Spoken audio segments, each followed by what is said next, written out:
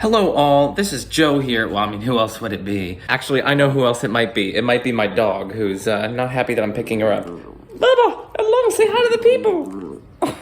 Anyway, you'll hear in the introduction to this video that we were going to be talking about hylomorphism and the metaphysics of material objects.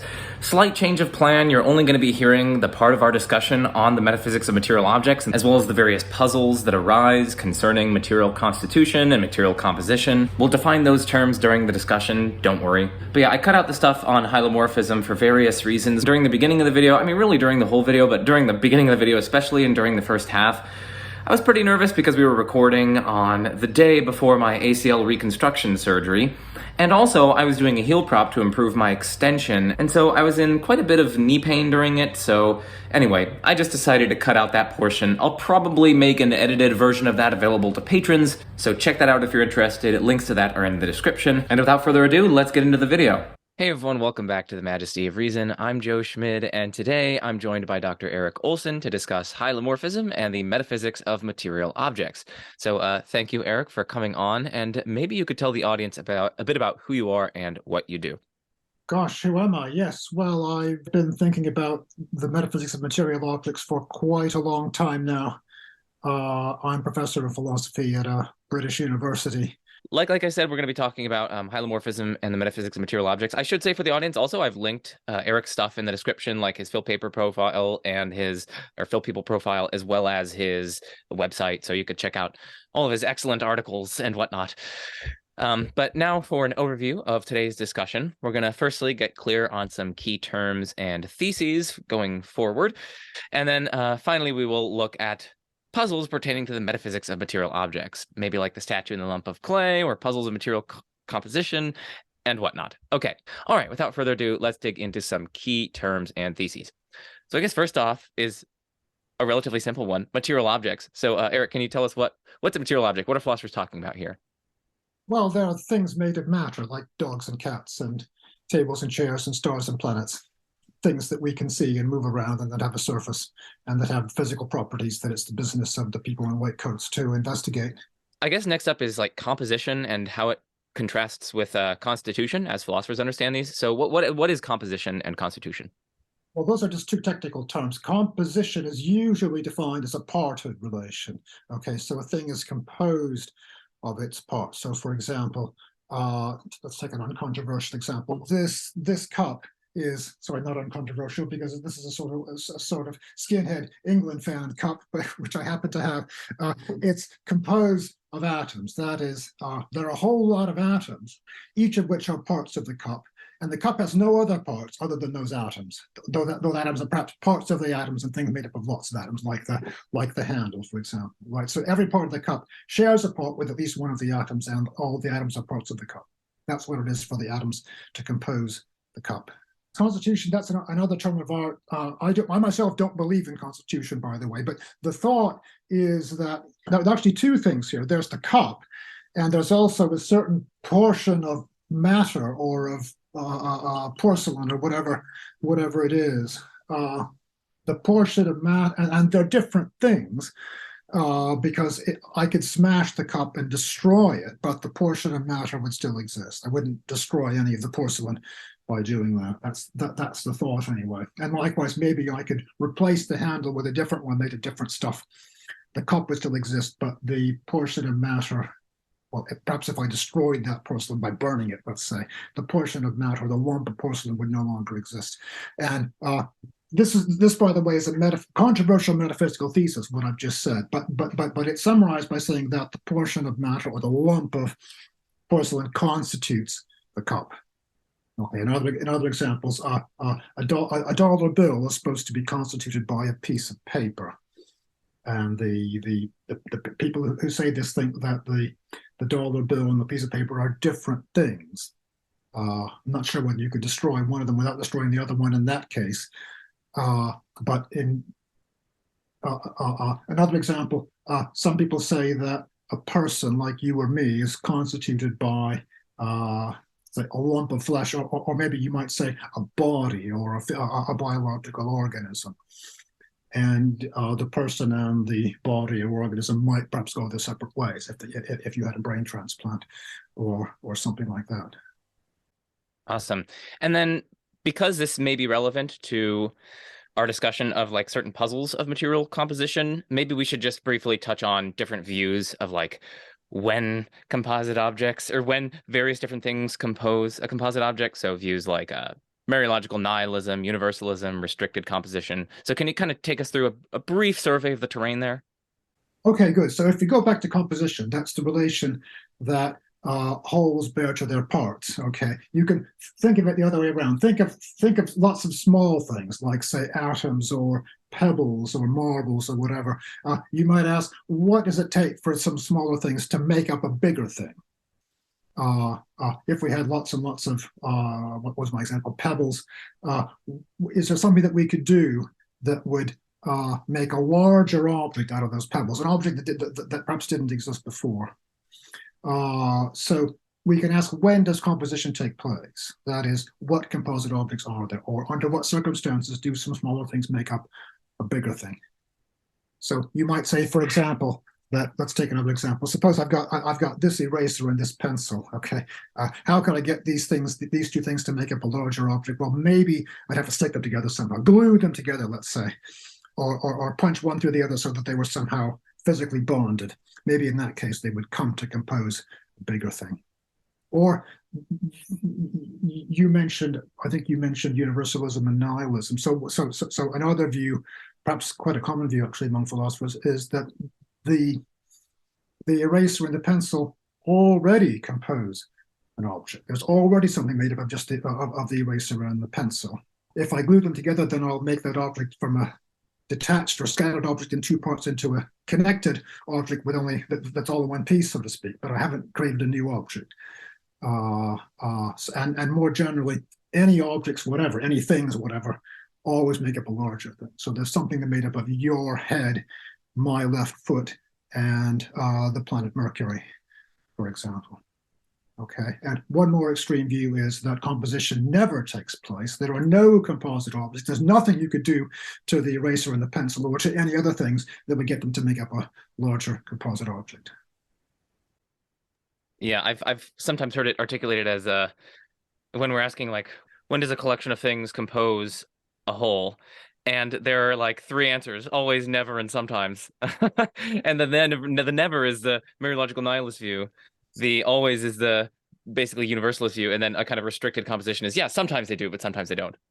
There are lots of different versions of the sometimes view, Yeah. depending on how you think things have to be related in order to compose something. But of course, the never and always are just there's only one version, I suppose, of each of those. I don't like the word collection, because if you talk about the collection of the eraser and the pencil, that sounds like an object already. It sounds like you're asking, well, what would make that collection a proper object or a real thing or something like that, presupposing that it already exists. Whereas the question is whether there is anything there at all other than just the eraser and the pencil.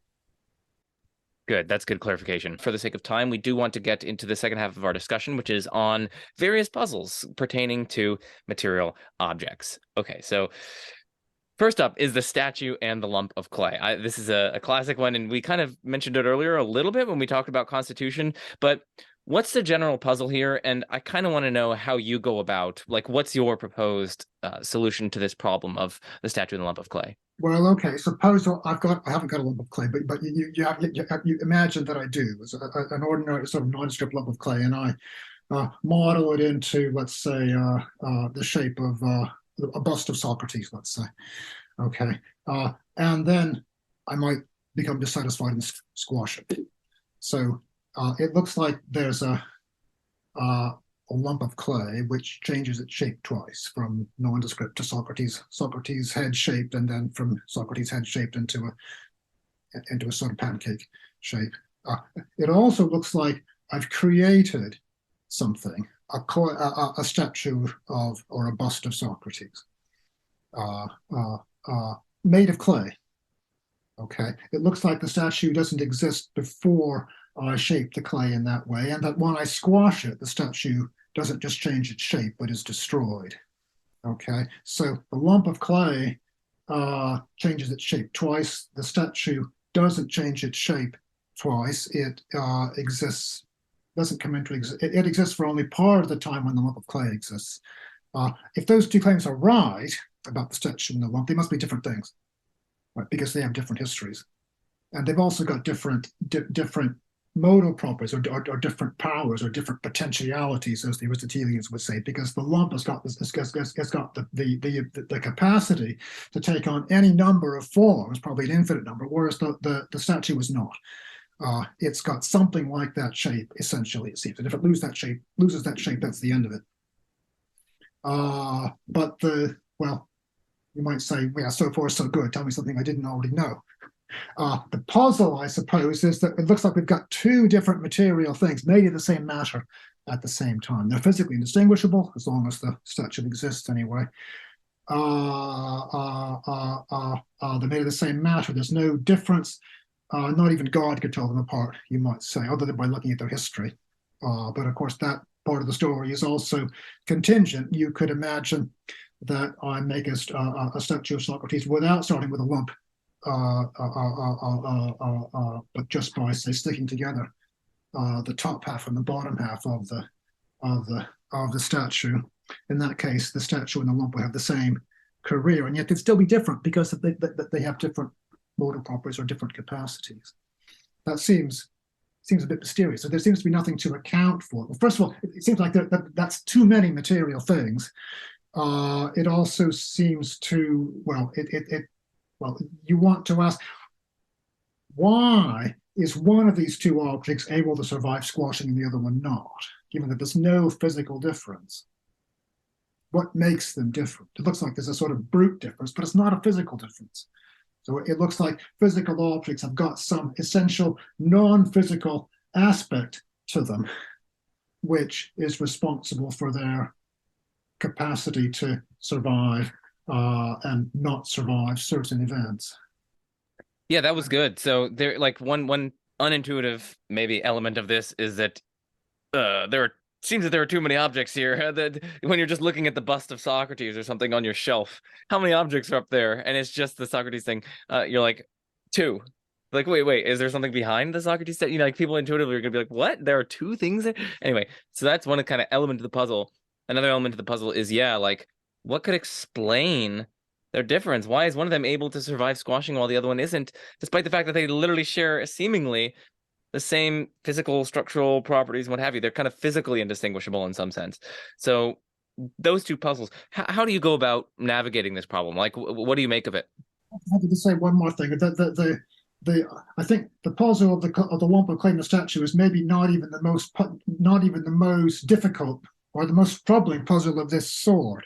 Because if you believe what I told you about the clay in the statue, lump in the statue, you'll probably want to believe that the person that there's something that stands to you as the lump of clay stands to the statue. So a lump of flesh, maybe, or a body, or a physical organism, or something like that. And that you and this other thing, this lump or this body, are different because you could survive different things. So if we squashed you, you'd be destroyed, or perhaps you'd pass on to the next world. But the lump of flesh would still be there. But if we want to say that, well, it looks like the person and this lump of matter are two distinct physical objects, but there's no physical difference between them. You've got the same physical properties. You've even got the same behavior, the same behavioral dispositions. It looks like the thing that constitutes you, the lump of flesh or whatever, is a zombie in the philosopher's sense. Because no one would want to say that there are two thinking, conscious beings, two philosophers sitting there, the person and the lump of flesh. You'll want to say that the lump of flesh is not conscious, it's not thinking, it doesn't have your mental properties. But it's very difficult to explain why it doesn't have your mental properties. I mean, even those who believe that zombies are possible, that is, that there could be someone, there could be a being physically identical to you with the same behavior in all actual and counterfactual circumstances. Even if that's possible, it's supposed to be possible only because there are certain contingent psychophysical laws.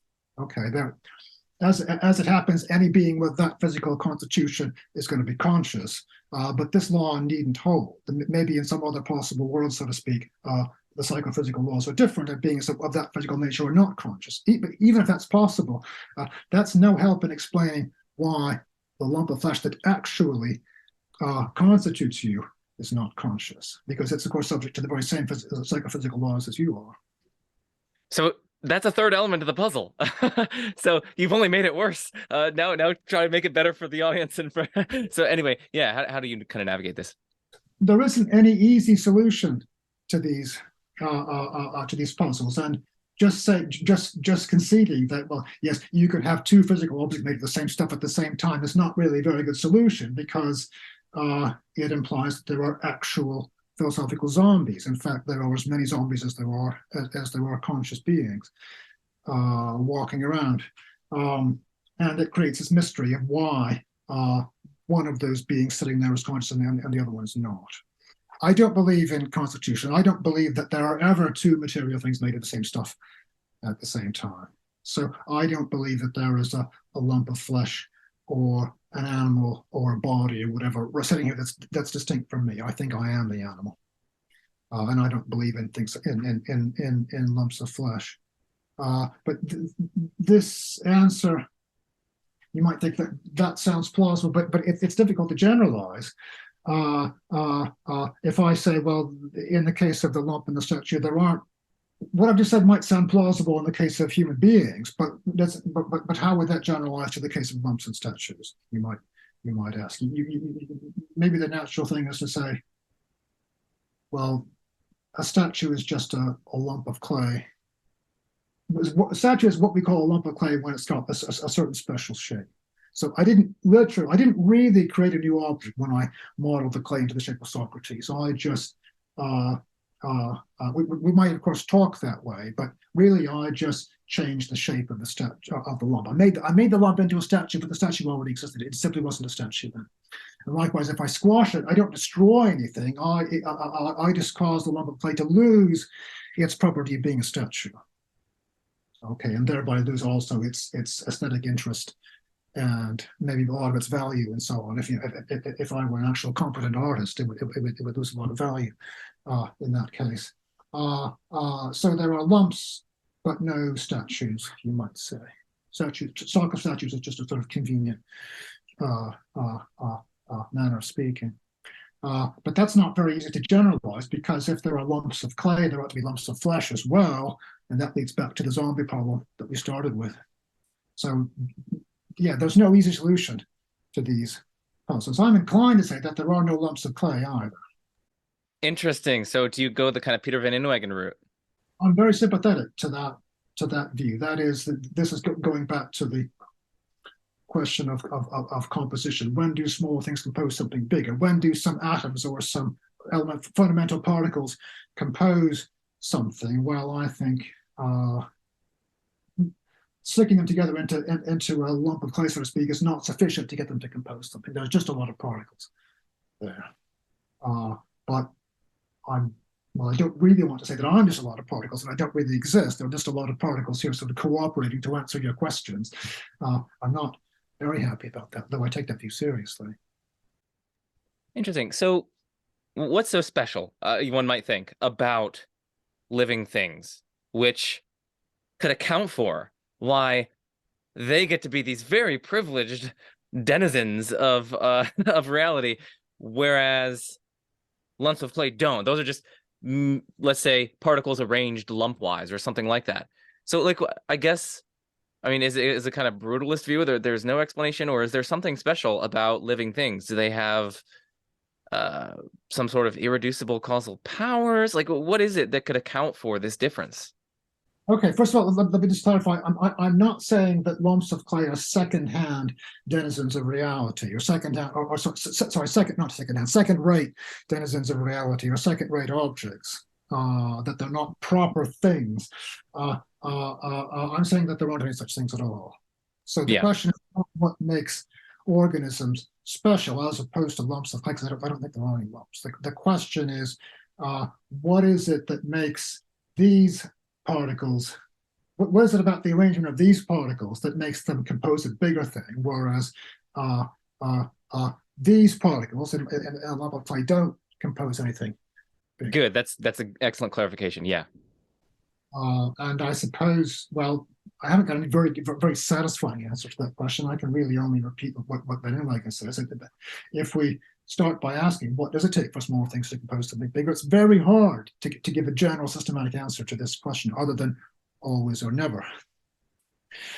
Uh, and it looks like there are such things as organisms. It looks like an organism has a sort of life, a certain sort of activity that imposes a certain sort of unity on those particles. And I think I have reason to think that I exist. This is, again, I'm just repeating what Peter Van Inwagen says in his wonderful book, Material Beings.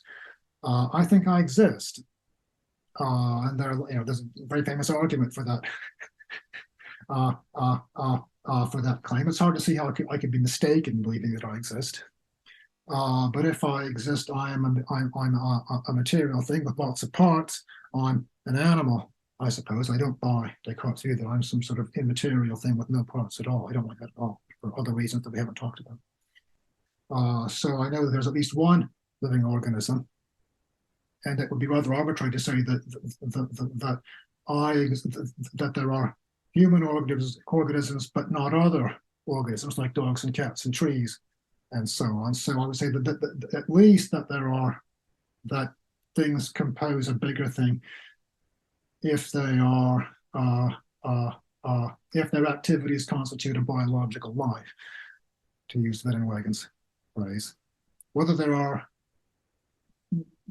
other particles, whether there are other conditions that are also sufficient for composition, that's a hard question, but I haven't seen a very good answer that is more, so to speak, more expansive or more generous than that. Yeah, and I mean it's a very difficult question to assess because we're trying to weigh up these various like theoretical considerations. Like we want to avoid arbitrariness and bruteness, but we also want to preserve certain really deeply plausible claims like that I exist.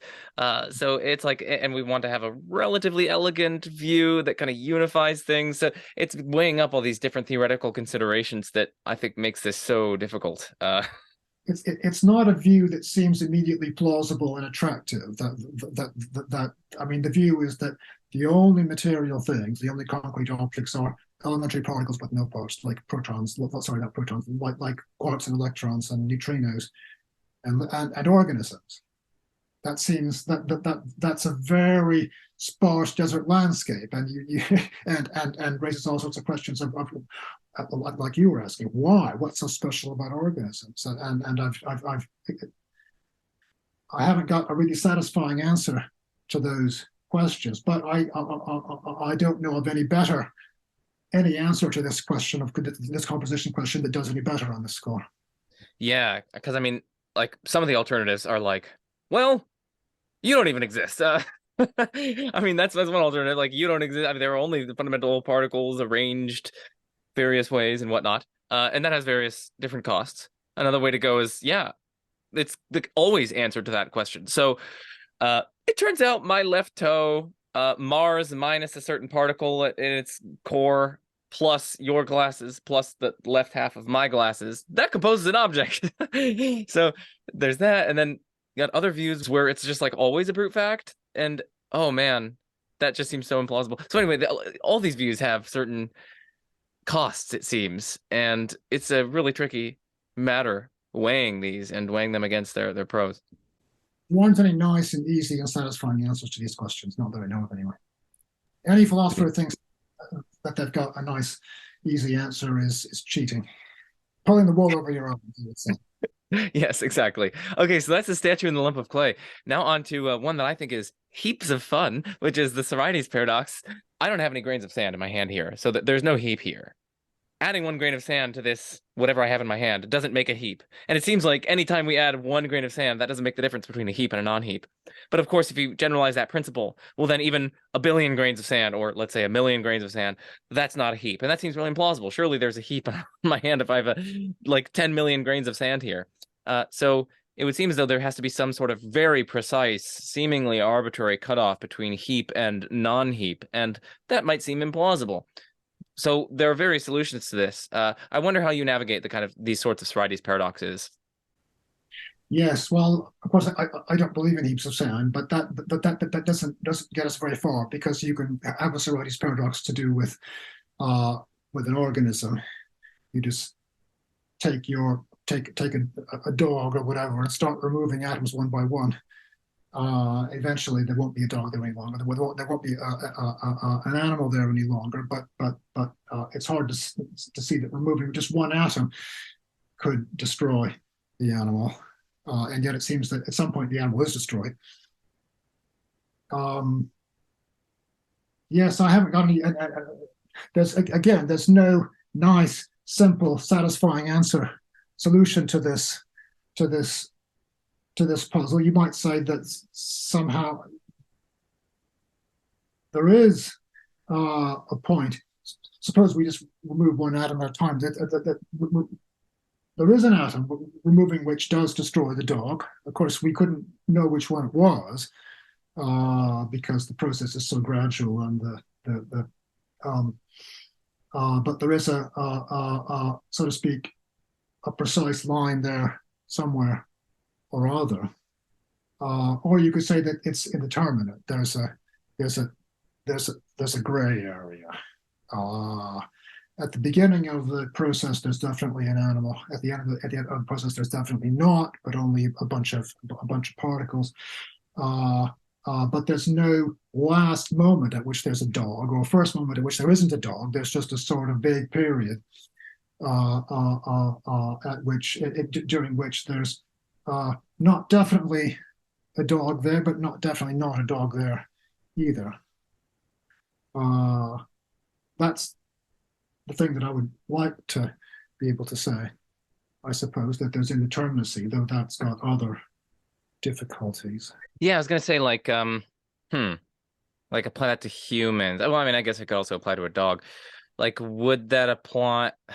Like, there's no determinate fact of the matter about whether I exist. I mean, it seems a little bit that might strike one as implausible. And I mean, what if we apply this to like someone's brain or something like that? I mean, would there be a case of indeterminate consciousness? I mean, it seems like consciousness is kind of sharp. Like there's either something like it's either the case that there's something it's like to be me, or it's not the case. Like the light bulb is either on or off. So there don't seem to be indeterminate cases of consciousness.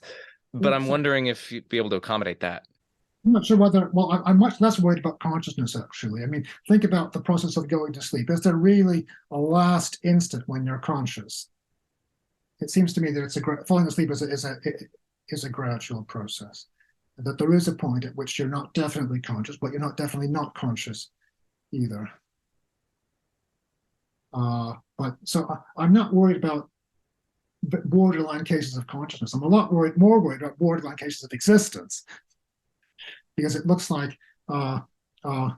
if we're nibbling away at the dog, so to speak, there's a point at which the dog neither definitely exists nor definitely doesn't exist. It seems like as if the dog is somehow on the boundary between being and non-being, and that's a very troubling thing to have to say. But that's a very difficult and technical matter. I guess some people would say, no, cases of existence there's always a determinate fact of the matter about whether something exists, whereas property, possession, maybe it's less objectionable to be such that something neither determinately has nor determinately lacks a property. Maybe, is there something less objectionable about that than there is about existence, like whether or not something has a property? Certainly, yes. I mean, think back to when you were growing up. So there was I don't know, there was a time when you were definitely a child, and now you're definitely not a child. But when did you stop being a child? What exactly? What, at which millisecond was it? Well, of course, there's no answer to that question. There was clearly a time when you were neither definitely a child nor definitely not a child. Yeah. And then I guess one final question before we get on to the problem of the many. Do you think going this route that you prefer with respect to these Sorites paradoxes? Do you think it's going to require a kind of non-classical logic or subclassical logic? Yes, I suppose so. But then most response, I mean, the same probably goes for vagueness of properties, vagueness of childhood, for example. Unless you think there is a precise instant when you stop being a child, there's going to be a time when the proposition Joe as a child is not definitely true, but not definitely false either. It's not the non-classical logic that bothers me. It's the vagueness of existence. Because in the case of childhood, the vagueness seems to be a matter of uh, uh, linguistic indecision, semantic indecision, as David Lewis called it. It's the vagueness comes because we haven't precisely defined the word child. Okay, so we haven't decided whether it applies in this case or not, and then there's no reason why we should. So it's not particularly mysterious. But in the case of where it's not clear whether you exist or not, or whether the dog still exists, it's not because we're not sure, because the rules for applying the word exist are not precise enough to tell us whether it applies in this case. It's nothing to do with language. It seems to be a vagueness in the world, so to speak. And that troubles me a lot more. Yeah, I kind of share that. That's interesting. Well, we're going to leave the audience on that, and we're going to move on to the problem of the many, which is the final puzzle or problem that we're going to be considering. So I could put this in terms of the famous cloud, but of course, since you're disinclined to believe that there are such things as clouds, we could put it in terms of a dog. I mean, allow me some kind of plural quantification. So there are particles which are such that, let me just talk in terms of collections, but I can cash that out in terms of pluralities of particles, so just spot me that. Okay.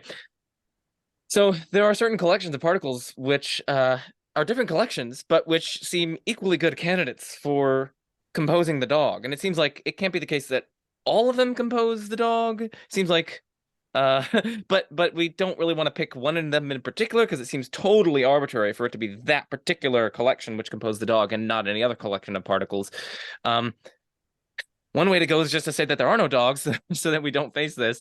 But yeah, anyway, if you want to expand on the problem of the many, I'll turn it over to you. It's just this kind of worry about arbitrariness, like which collection exactly is the dog. It seems as though there are many different collections which are equally good candidates for being the dog or maybe composing the dog. So then, yeah, how do you navigate this problem? Maybe think about it in your own case. If you ask, where exactly do your boundaries lie? It looks like there are certain atoms or certain particles that are, well, they seem to be neither definitely parts of you nor definitely not parts, say on the boundaries of your skin.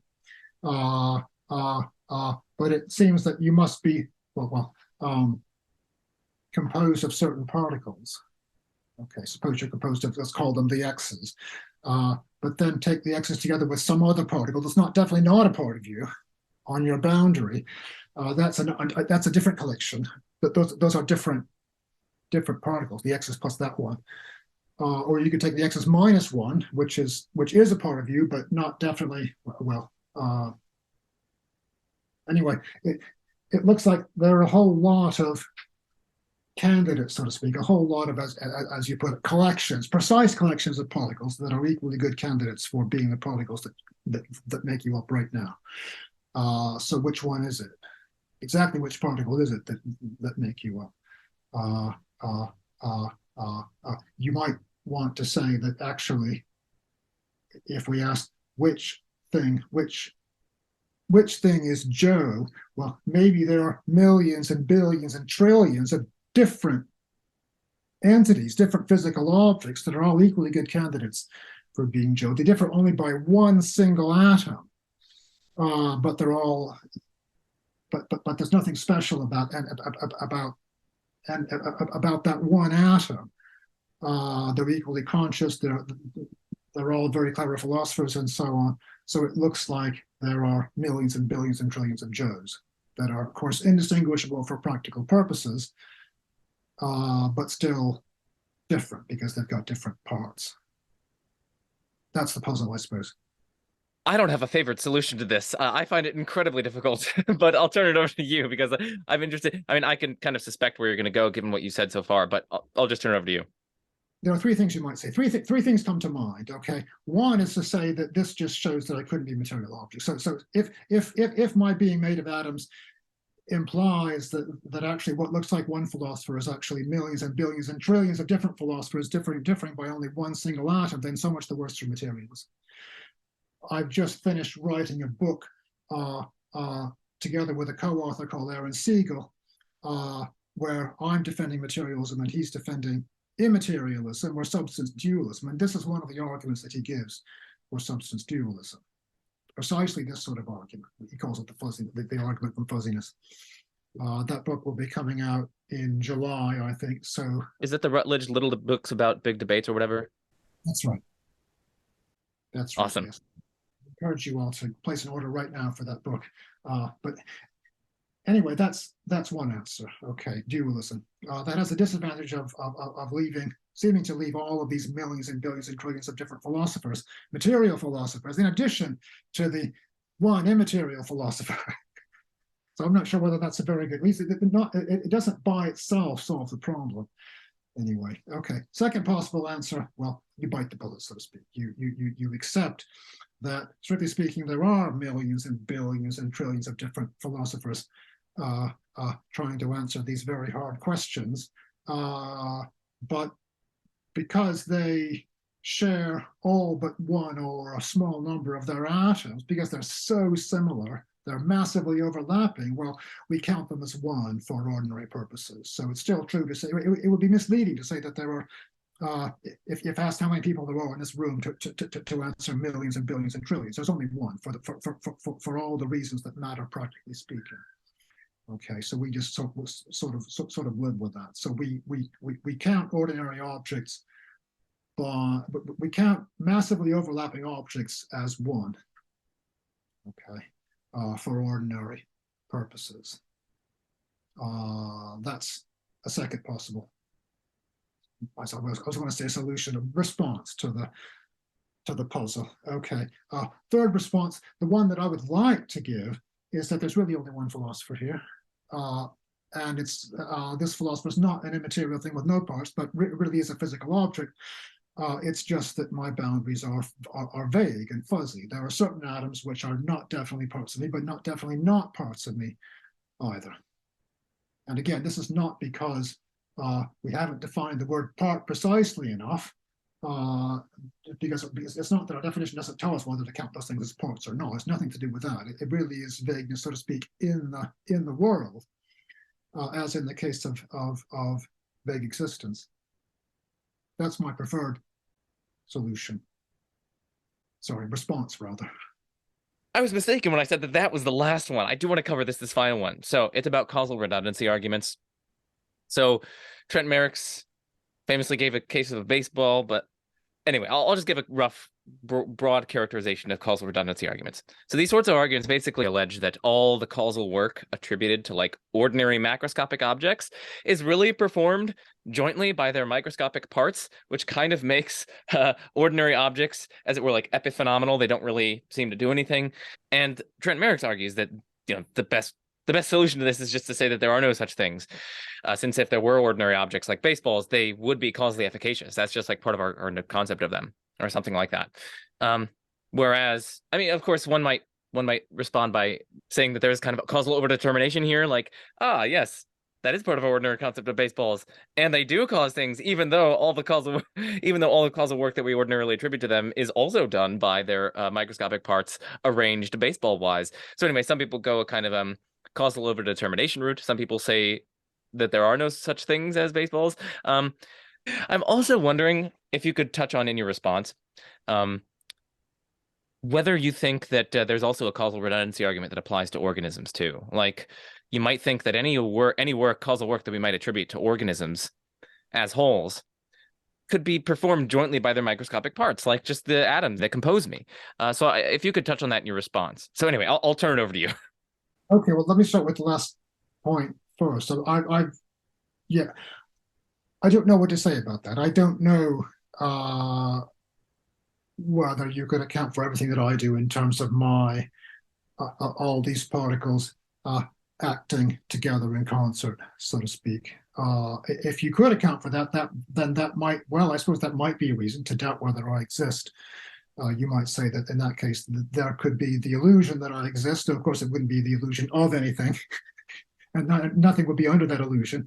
It would just be a sort of subjectless illusion produced by the particles acting together. But all of this has to do with principles of with principles about causation and about what can cause what, and whether causation can be overdetermined and so on. And I don't know what to think about any of this stuff. The theory of causation, or the philosophy of causation, seems to me really rather a mess. There's not much agreement about the main questions, and I don't know how to adjudicate amongst the various views. Yes, Trenton's argument from overdetermination requires a certain account of causation, a certain account of causal certain principles about causal overdetermination. Those principles sound sort of plausible, but then there are rival principles that sound no less plausible, and I don't know what to make it. I mean, there has to be some sort of causal overdetermination, it seems, because there are plenty of cases where it seems to where there seems to be overdetermination. Just think of the firing squad. Let's say it looks like there are all sorts of different shooting events that all equally cause, and much more that equally cause the victim's death, and any of which would be sufficient to cause the victim's death. Yeah, I find that case quite plausible. Well, it would be interesting to see how he navigates these sorts of cases, and how that applies to like the baseball case. Does he have a response to that point? I'm sure he does. If you read the book, it's all full of technical details about causation, but I don't remember them, I'm afraid. Yeah. That's the book Objects and Persons, and I wrote a review of the book, and I talked about it there, but I don't remember the details. Yeah. Okay, so the final thing before we end is like I'd like to give people some resources if they want to look into these puzzles of material objects further. One of them is, well, we could just name a couple of books that are influential here, maybe that people could check out. Check out the Stanford Encyclopedia of Philosophy entries on the problem of the many and lots of these different problems and material objects and whatnot. I'll link some of those in the description, but if you want to mention some books, like from Trenton Merrick's, maybe from Amy Thomason, I'll turn it over to you. Well, gosh, the difficult question. Yes, Trenton Merrick's book, Objects and Persons, is that the right title? Yeah, I'm pretty sure that's the title. My bookshelf. Yeah, yes, that's a very good book, though it's difficult for people who are not for beginners or for novices. Peter Van Inwagen's book Material Beings is a masterpiece, I would say, though that's also difficult. Though I think the opening chapters, I think, are accessible. It's written in a very non-technical way, particularly at the beginning. Anyway, it's difficult for me to recommend books about hylomorphism because I haven't yet found one that I can understand myself. So I'm not sure what to say there. Okay, well, thank you, Eric, for coming on. That was very edifying, and I hope the audience got a lot out of this. These puzzles are very difficult, and it just is a testament to something that I very often say on my channel, which is that philosophy is difficult, and no one promised that it would be simple and easy and have very straightforward answers.